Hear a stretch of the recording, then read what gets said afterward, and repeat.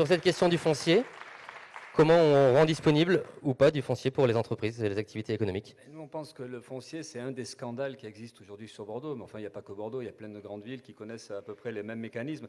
En fait, on s'aperçoit que des tas de territoires de la ville ou de l'agglomération sont bradés complètement, vendus à très bas prix à des promoteurs immobiliers et qui après se font du pognon en revendant, en faisant construire et puis en revendant d'ailleurs comme ils font. Ce qui manque aujourd'hui, c'est un outil public foncier qui permet d'avoir la maîtrise et le contrôle total de ça.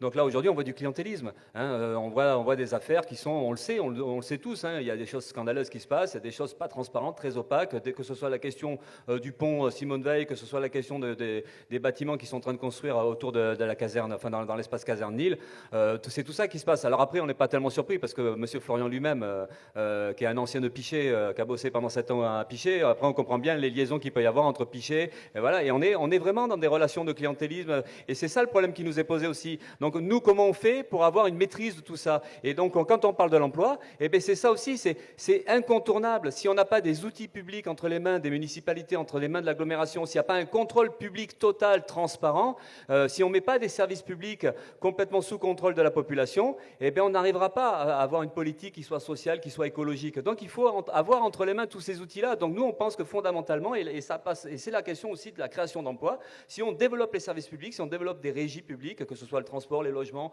la santé, partout, on créera de l'emploi nous-mêmes. Et on sait que ça sera de l'emploi qui sera utile à la population. Donc on est toujours dans cette sorte de confrontation. Est-ce que la priorité, c'est satisfaire les besoins sociaux des gens, ou est-ce que la priorité, c'est gaver des actionnaires, c'est enrichir toujours les mêmes? Et on est dans cette sorte de débat. Et voilà. En tout cas, nous, on espère être utile à ça dans la campagne électorale. Merci.